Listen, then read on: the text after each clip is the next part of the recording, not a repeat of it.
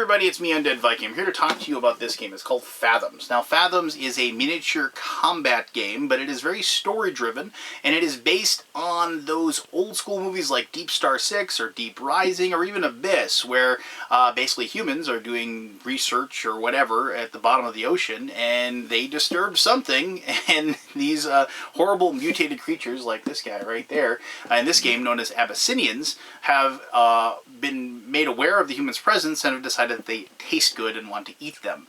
Now, one person will be playing the role of the monsters and kind of compelling the story forward and going through the campaign, and the other people will be playing the humans that are going to outfit themselves with equipment and are going to do battle with these creatures. Now, I'm going to show you how to play the game, as I always do.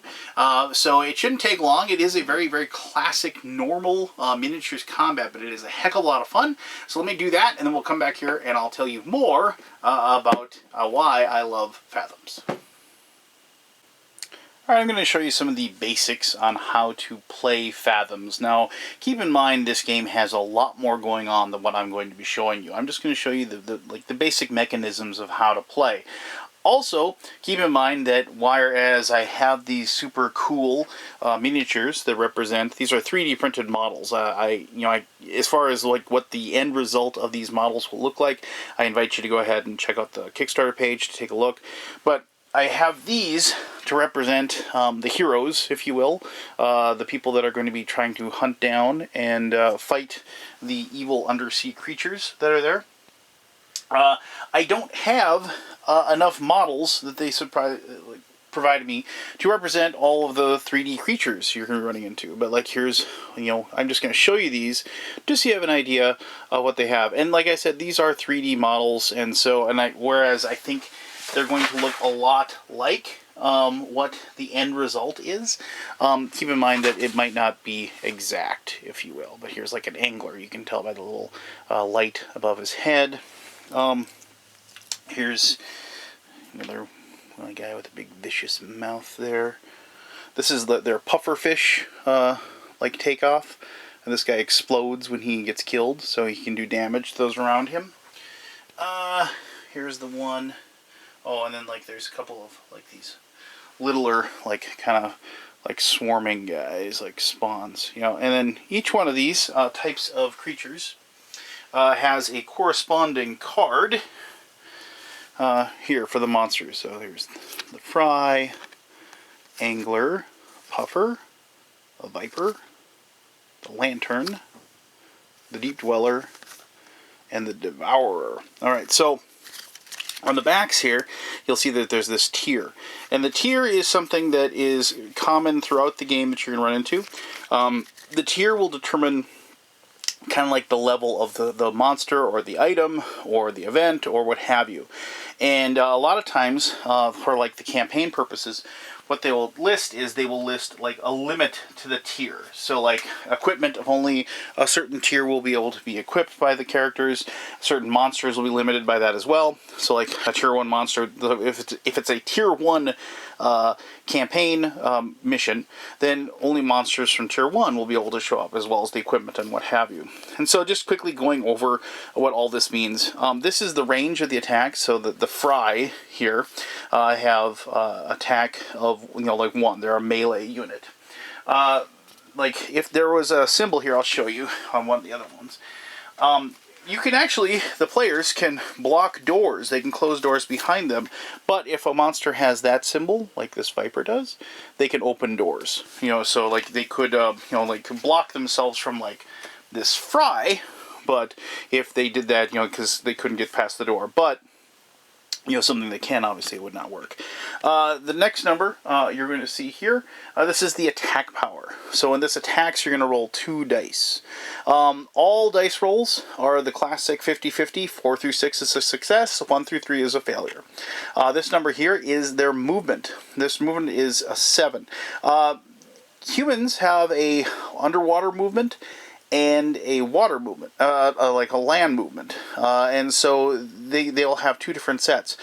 It should be noted that whereas the monsters only have 1 type of movement, as rooms fill with water, they'll actually get faster because they're able to swim. Finally, over here you have their defense. And defense isn't isn't dice that they roll. Defense is the amount of damage they can take before they are destroyed. And with the creatures, you have to do the total amount of damage to them to destroy them. It doesn't carry over from round to round. So you have to make sure that your attacks succeed. Finally, there's if they have a special ability, it'll be listed on here. Their swarm ability with Fry, if there's a lot of the Abyssinians is what these are called, these creatures. If there's more than six or more, including this, including their own, themselves, they get a bonus attack die. And finally, this red dot over here is how much experience points is awarded if it is killed. So the person that kills it gets that experience point. Alright, so that's how that works. Now, as you can probably guess, each person is going to have a little card here that's going to list all their stats and their skills and what have you. These are laminated, and you are able to adjust them by using a dry erase marker. So because this is a campaign game, you can play just a straight out free-for-all type games or just a survival map or something like that. But if you're playing the campaign, you will carry things over. You'll gain hit points. Not gain hit points, you'll gain experience points that you can then spend, and you can save up experience points. This is your health marker down here, so as you take damage, you'll mark off your health, like so. And then, obviously, if you run down to 0, you are listed as being unconscious. You are not killed, per se. You can be revived. But as you get different items or weapons or armor, you're going to change your armor rating, your damage ratings, things like that. If you gain skills, you'll mark off that you have the skill. Just like that. Pretty straightforward and pretty normal. And then, obviously, each character really coolly has a nice long background, actually giving you some flavor text, and I love things like that. I really appreciate the fact that they go to the extra effort to give you that immersion within the game, so you can kind of adapt that person's role and take over that person's idea or process or whatever, and you can kind of play off of that. Because games like this, I really enjoy tactical, strategic games like this, but I need the immersion for them to really stand out and be fun, and this one has it in spades. Finally, if you are not the DM, but the Fathom Master, I kind of like that, the FM, you get your event chart. As you gain experience, you do, because you gain experience when you do damage to the players. If you do damage to all of them, you get a bonus, certain things like that. You get to adjust things, and you can spend obviously the same way you're just going to write on here, purposely increase the attack of 1 unit by 1, and you're just obviously change things. You can create a hull breach, so you can put a hole in the wall and you can get water to come in and slow people down and speed your guys up, and so on and so forth. While I'm talking about water, I just want to mention a couple quick things. They have a listing down here. It's pretty straightforward. As water fills areas, you just add these little tokens just to show that water is in those areas. Also, as doors are opened and closed, water will even itself out, if you will. So if you have a thing where there's 4 water and this door is closed, and then this door gets opened, these 2 spots would even out, so there'd be 3 in each. So you have to keep that in mind when you're placing the water. The other thing that, there's a little chart down here. So when there's 1 level of water, players use their water movement, and then Abyssinians get +2, a movement increase. With 2, the Abyssinians turn 1 existing attack die into an auto success, so it just automatically hits. Then 3, players lose 1 armor, and the players use underwater damage, and Abyssinians get +1 attack die. And then finally with 4, Abyssinians get +1 armor. So the thing, they get better obviously because they're adapted to the underwater fighting and the underwater survival, if you will. Alright, so you can see here I've just kind of set this up. This is the first mission of the campaign. I'm not going to really delve too much into it because I don't want to give anything away. But you can see that there are 2 angler monsters here, and there are 5 fry monsters there, and then everybody's set up their characters. Now, prior to that being set up, what happens is that each person is going to roll a die as far as the players go. And depending on the initiative, what they're going to do is they're going to go through these decks of cards, and they're going to outfit their characters. And so The person who gets the best roll picks one of the decks.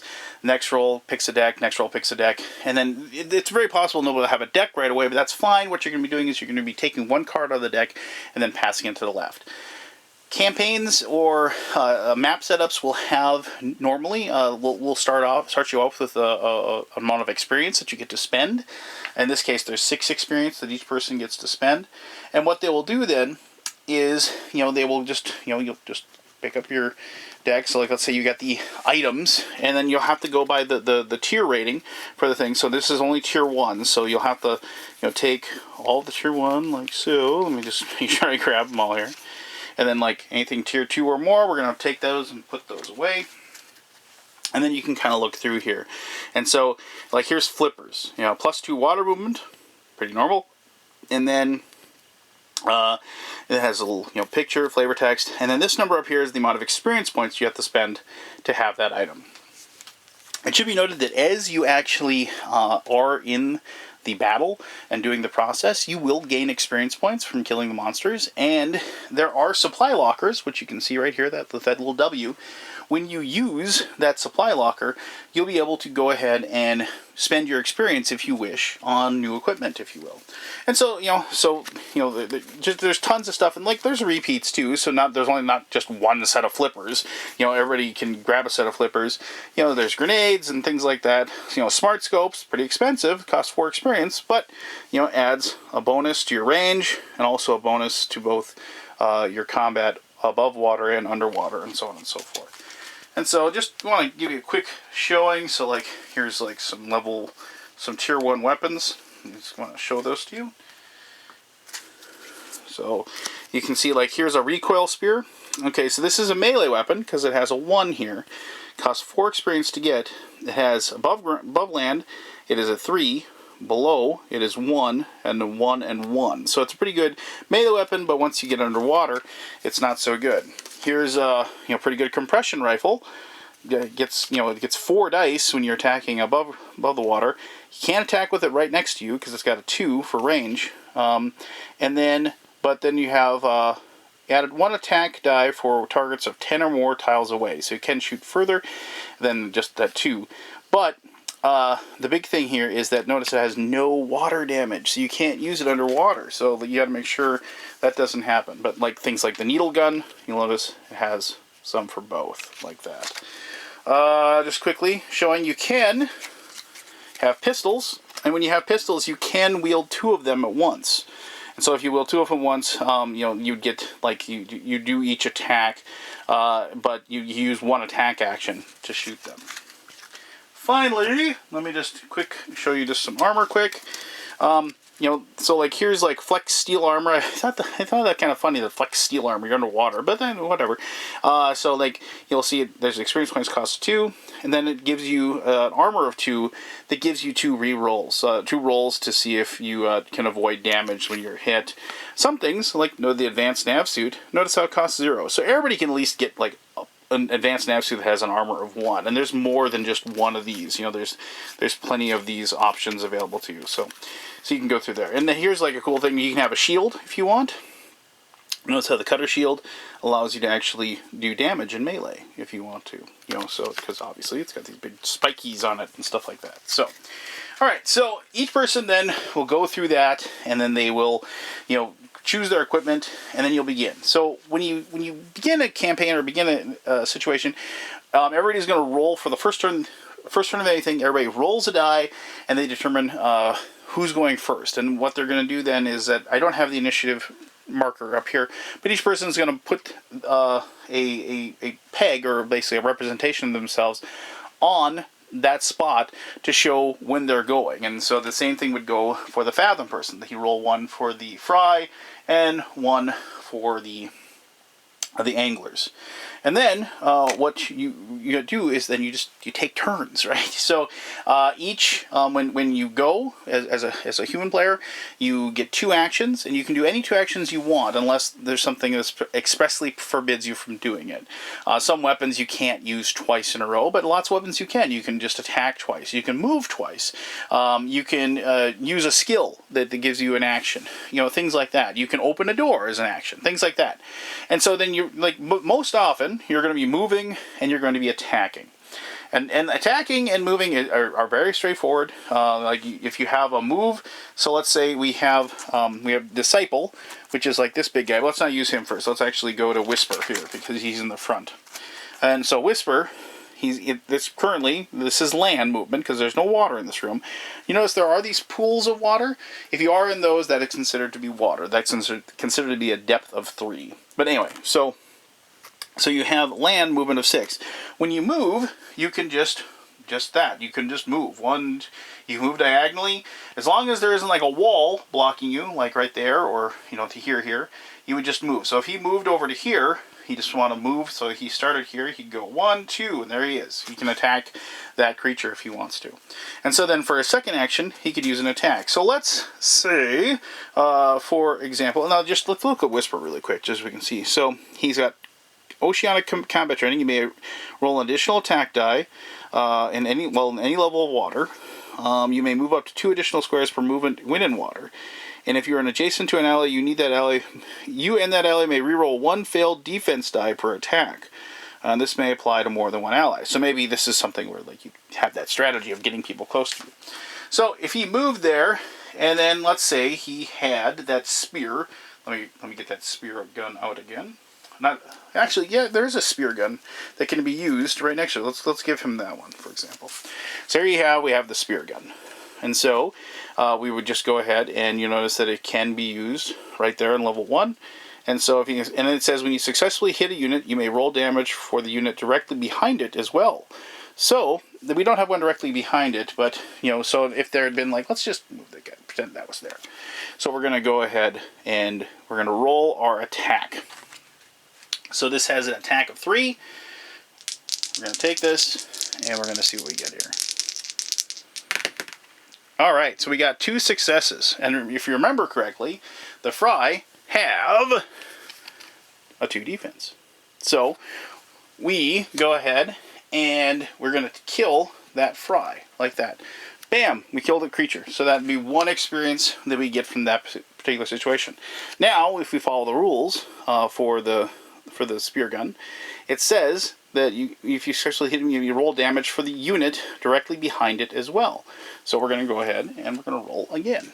Now this is like you can see here, it says the spear gun may not be fired as a ranged weapon twice in a row. So if we had 2 actions, we couldn't use it as 2 actions.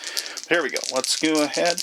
Well, technically, maybe this is being used as a melee weapon. But since we're shooting the one behind it, we'll just go ahead and pretend it's ranged. So we're going to roll again. Maybe we'll get lucky. Only 2 successes. And if I remember correctly, the Angler has a 3. So we had a good chance. We had a good chance of killing the Angler as well as the Fry, but we didn't do that. But we still were able to take that one out. So if the monsters are doing, they do the exact same thing. But in the case of the monsters or the Abyssinians, they will all go at once. As like so like he would the Fathom Master, if like the Anglers went, he would activate them both at the same time, and so he would move them forward, and then we would go ahead and look and see what they had. And so the Abyssinians have, they have the 3 hit points, as we know. They can move up 5, and they have an attack of 3. And so we would go ahead and, so for like the first one, actually I can just use these 3. Go ahead and roll those, and we got 2 successes. But, for the sake of showing you how it works, we're just going to go ahead and give Whisper the Flex Steel Armor. It's got 2 body, so we're going to roll those 2.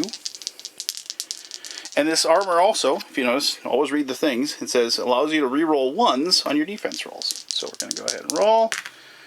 And we got no successes. I got a 3 and a 2. So that's unfortunate. So Whisper is going to take 2 points of damage from their first attack. So we take out our guy here, cross it off, and then we're going to roll the second attack. So 3 dice. And we got 2 successes again. So Whisper's hurting. Hold on, let's see what we get here. Oh man, 2 3s. Whisper is indeed hurting. So we'll go ahead and cross those off as well. And so, you know, that would be like that first one. And so now, like, most likely the other players would be going and they move forward and what have you. Now, this is a scripted adventure, and so there is an event in this one. I'm just going to show you the event that is scripted. It has like the light flicker. This is like basically like the reason why they're here is because power has gone out in this area of the base, and nobody knows why. And so they've sent your group to find out what's going on. And it's like the beginning of this adventure of finding these creatures within your underwater base, and you don't know why they're here. So it's kind of a cool story. I'm not going to give too much away. That's pretty much all I'm going to give away. But here you have, so light flicker. The station's light flicker, then fade. Backup systems fail to kick in for a few seconds. In the brief moment of darkness, some of the Abyssinians have moved. And so when this event happens, the 3 free movement actions are divided in any way amongst all your Abyssinian units. So the person who's running the Abyssinians can then move them around and, you know, just willy-nilly and get them around. Now, I should have mentioned, when you do move, I forgot to mention this, you can move twice, as I said. But when you move twice, you can like, so like, let's say we're moving 1, 2, 3, 4, and then moved again, 5, 6, 7, 8, that would be legal. But you can't end up on the same spot as somebody else. And you can't move through enemies either. So just something to keep in mind as far as movement goes. Now, the neat thing about this particular one, once, like, perhaps like you've taken care of these creatures, maybe not, but somebody goes over here and they open up the door. Now, one of the cool things about the game is that not just like killing creatures gets you experience. Opening doors, using terminals, and fulfilling mission requirements, things like that, earn you experience as well. So, like, if you open this door, they get experience for that. But the actual rules state that this room was kind of flooded with water, and so immediately both of these places immediately fill with water when that happens. Of course, they don't know that when you're playing the game. I guess I did give a little more away. I apologize. But the person that's running the campaign, the Fathom Master, would know that, and then that would trigger that. But the whole thing is these players are trying to get to this terminal to determine, you know, what's going on and like find out exactly what happened in this area. But also when they open up that door, the script calls for more creatures to be spawned. And so then the Fathom Master would spawn more creatures in there. And so, but that should give you a really good idea of how the game is played. You know, this is one of those things, as I said, it is the immersiveness of the game that draws me in. And plus the fact that I really, really enjoy like those types of movies and those types of books that I've read and things like that about the underwater creatures and underwater monsters and man's attempt to fight against them, if you will. So, well, there you go. That should give you, like I said, a real good overview. Let me dive more into Fathoms in my conclusion. Alright, there you go. That is how to play Fathoms. Now, the only thing I wish, when I was playing this game, I just wish I had more of these miniatures. These things are creepy and evil looking, and I can't imagine how awesome this game is going to look once it gets published and once there's a ton of those miniatures chewing on those horribly unlucky human beings, if you will. So, there's a couple things I really liked about this game, and I referenced them earlier. First of all, but I'm going to say something that I didn't reference earlier, which is, you know, this is one of those games where the rules just don't get in the way of the fun of the game. I play lots of miniatures games, and I don't mind ones that have tons and tons of rules, but I really appreciate ones that don't have a rule book that's like 60 pages long, and there's 1,700 different like modifiers and adjustments and what have you. This is a game that has that perfect level of complexity that I love.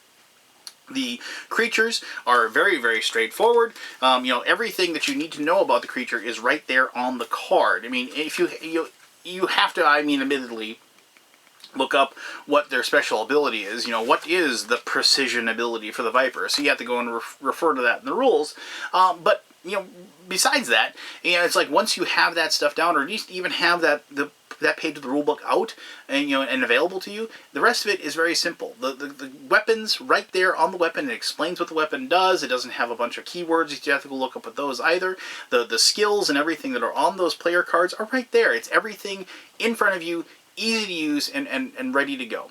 So that being said, what I love about the game is the immersion. It's the story. It is, I love that campaign. As I said, there you can play just flop a map down and, you know, set up a combat, you know, and just have, like, this is a survival combat. The player's got to get from this point to this point, and they have to survive all of the attacks from all the creatures on the way over there. And, you know, I understand. I mean, that works. But I really, really dug the campaign mode in this one because of the story, because of those movies I'd seen before. And I really, really enjoyed that immersion. You know, this was, and this is kind of weird, this is a really, really going back in time, but there was a game, a board game, called the Aliens board game that, like, replicated the Aliens board game, you know, very slowly and surely, you know, as far as, like, the different creatures and, you know, the aliens attacking the Marines, and, like, you got to go through it. And that game, you know, of course, it's out of print and you can never play it again. And, I mean, I had a copy of it years and years and years ago, but it has long since been destroyed or tossed or something. But this one made me remember it, and maybe my memory isn't perfect because I haven't played that, obviously, in a decade or so. But this one reminded me of that, the kind of otherworldly, outworldly, you know, place where, you know, and just being attacked by these horrible alien-like creatures that you just really don't feel like they have unending amounts of them, seemingly, because as you get into it, like, the events allow, like, the person who's running the Fathoms, or the Fathoms Master, allows them to spawn more creatures and create things, and plus the campaign itself just lends itself to actually making those things happen. And it is one of those things where, as you play it, the story evolves, and it becomes very, very interesting and very, very, you know, both harrowing, but also disheartening a little bit, being the human player, or at least I can only assume, because I didn't play as the humans so much. I mean, I did it to kind of test the game out and just fool around with it, but for the most part, I just played the Fathoms Master. I'm more of a dungeon master type character, and I really enjoyed moving my creatures around tactically, you know, ganging up on one person, ripping them to pieces, moving over to the other one, and what have you. And so, you know, for those reasons, you know, for the really nice rule set, for the way the game looks, for the theme of the game, and for, like, the story aspect of it, I really, really loved playing Fathoms, and I can't wait to see what the final game is going to look like, because I think it's going to be absolutely amazing. So, if you have any questions about Fathoms, please let me know. I'll be happy to answer those to the best of my ability. Thank you, as always, for taking the time to watch this video. And, as always, this is me, the Undead Viking, and I'm telling you to have yourself one heck of an awesome day. Alright, till next time.